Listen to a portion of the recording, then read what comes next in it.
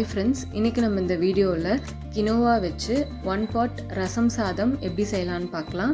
ரொம்பவே ஈஸி, டேஸ்ட்டாக இருக்கும். கண்டிப்பாக ட்ரை பண்ணுங்கள். இதுக்கு புளி ஊற வச்சுக்கலாம்.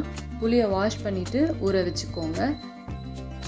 இப்போது இதுக்கு நம்ம மிளகு சீரகம் அரைச்சிக்கலாம். அதுக்கு ஒரு மிக்ஸி ஜாரில் 1 டேபிள் ஸ்பூன் அளவுக்கு மிளகு எடுத்துக்கோங்க. இது சின்ன ஸ்பூன், அதனால் 2.5 ஸ்பூன் சேர்த்துருக்கேன்.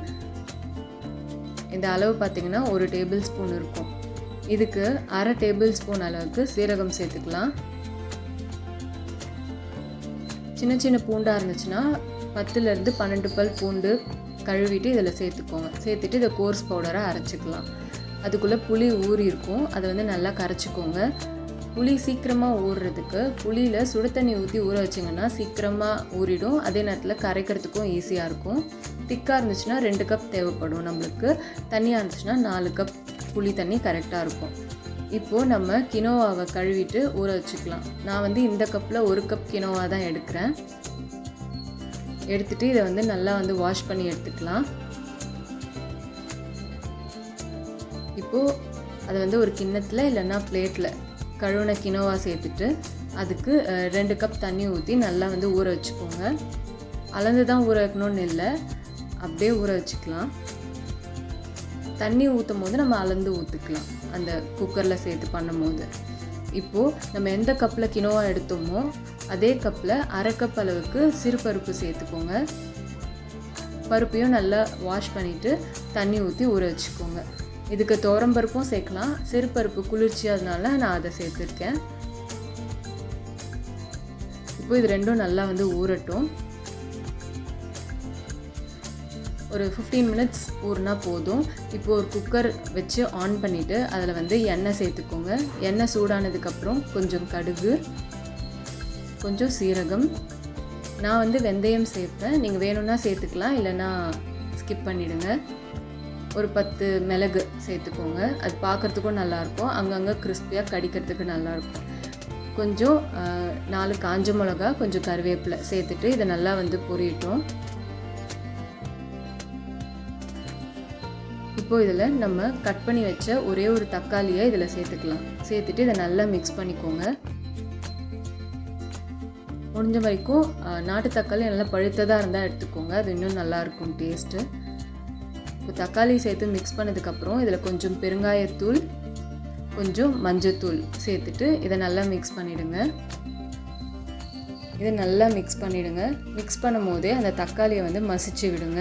அப்போ உங்களுக்கு ரசத்தோட டேஸ்ட் நல்லாயிருக்கும். நல்லா மிக்ஸ் ஆனதுக்கப்புறம் நம்ம அரைச்சி வச்சோம்ல மிளகு சீரகம் பூண்டு, அதை இதில் சேர்த்து ஒரு 30 செகண்ட்ஸ் மிக்ஸ் பண்ணால் போதும். ரொம்ப நேரம் விட்டுட்டிங்க அப்படின்னா அந்த மிளகு சீரகங்களும் கசக்க ஆரம்பிச்சிடும். மிக்ஸ் பண்ண உடனே நம்ம தண்ணி ஊற்றிடணும். தண்ணியோட அளவு 1 கப் கினோவாக்கு 6 கப் தண்ணி ஊற்றிக்கோங்க.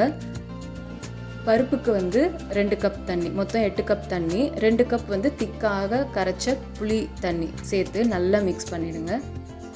ஆக மொத்தத்தில் 10 கப்பு தேவைப்படும் தண்ணி. அதில் தண்ணியும் புளியும் நீங்கள் பார்த்து சேர்த்துக்கலாம்.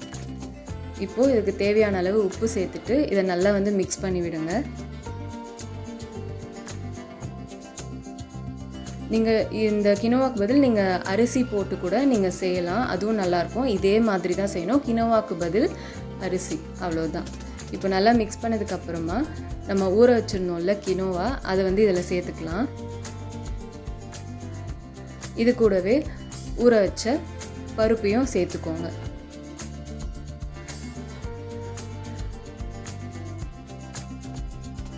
ரெண்டும் சேர்த்ததுக்கு அப்புறமா ஒரு கை அளவு கொத்தமல்லி தூவி ஒரு தடவை மிக்ஸ் பண்ணி விட்டுக்கலாம். மிக்ஸ் பண்ணிவிட்டு குக்கரை மூடிடலாம். மூடிட்டு வெயிட் போடுங்க. மீடியம் ஃப்ளேமில் ஒரு 3 விசில் வரட்டும். 3 விசில் வந்தோடனே ஸ்டவ் ஆஃப் பண்ணிவிட்டு ப்ரெஷர் போனதுக்கப்புறம் ஓப்பன் பண்ணலாம். பாருங்கள், மேலே ரசம் நல்லா தெரியுது. இந்த மாதிரி இருந்தால் தான் நம்ம மிக்ஸ் பண்ணதுக்கப்புறமா லைட்டாக ஆறுனதுக்கப்புறமா நம்ம கரெக்டான கன்சிஸ்டன்சிக்கு வரும். இப்போ ஒரு கை அளவு கொத்தமல்லி சின்ன சின்னதாக கட் பண்ணி இதில் சேர்த்துட்டு ஒரு தடவை மிக்ஸ் பண்ணி விடலாம். இதே மாதிரி நீங்கள் அரிசி போட்டு கூட 1 pot ரசம் சாதம் செய்யலாம், அதுவும் நல்லாயிருக்கும். ரைஸ் அவாய்ட் பண்ணணுன்னு நினைக்கிறவங்க இந்த மாதிரி கினோவாவில் ரசம் சாதம் செஞ்சு சாப்பிடுங்க, ரொம்பவே டேஸ்ட்டாக இருக்கும். இந்த கினோவாவில் நிறைய ரெசிபி செஞ்சுருக்கோம். ரசம் சாதம் ட்ரை பண்ணலான்னு நினச்சி ட்ரை பண்ணது ரொம்பவே டேஸ்ட்டாக இருந்துச்சு. பாருங்கள், கினோவாவும் நல்லாவே வந்து வெந்திருக்கு. அந்த ரிங்காக இருக்கும்னு சொல்வேன்ல, அது நல்லாவே தெரியுது. 3 விசிலில் கினோவா நல்லாவே வெந்துருச்சு. கண்டிப்பாக இந்த வீடியோவை பார்த்துட்டு ட்ரை பண்ணி பாருங்கள், ரொம்பவே டேஸ்ட்டாக இருக்கும். இந்த வீடியோ உங்களுக்கு பிடிச்சிருந்ததுன்னா லைக் பண்ணுங்கள், ஷேர் பண்ணுங்கள். சப்ஸ்கிரைப் பண்ணாதவங்கெல்லாம் மறக்காமல் சப்ஸ்கிரைப் பண்ணி சப்போர்ட் பண்ணுங்கள்.